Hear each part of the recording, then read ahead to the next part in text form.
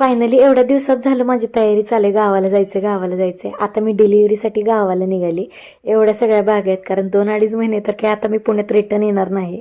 निघायच्या आधी सगळ्यांकडे ना मी 5-5 मिनिटं जाऊन आले होते, पण मी निघताना सगळेच खाली आले होते. सगळे काय कॅमेऱ्यात कम्फर्टेबल नव्हते, पण जेवढे आहेत त्यांना मी घेतलं होतं. पण सगळ्या खाली आल्या आणि निघताना माझा पायच निघत नव्हता. डोळ्यात पाणी येत होतं आणि ओठावर हसू होतं. आता इथून पुढे 2-2.5 महिने तर माझी आणि त्यांची भेट होणार नव्हती, त्यामुळे त्यांना पण तसंच वाटत होतं. आणि त्यात त्या खाली आल्यामुळे माझा पाय निघत नव्हता तिथनं.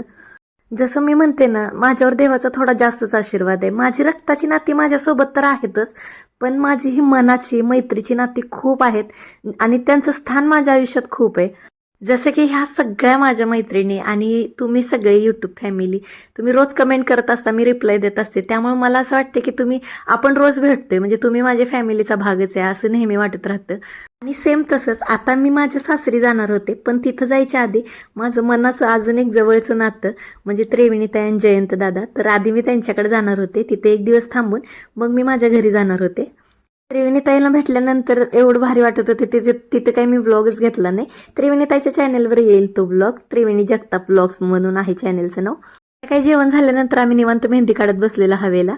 खूप दिवसानंतर एवढी छान मेहंदी कोणी तर माझ्या हातावर काढलेली, भारी वाटत होतं मला एकदम.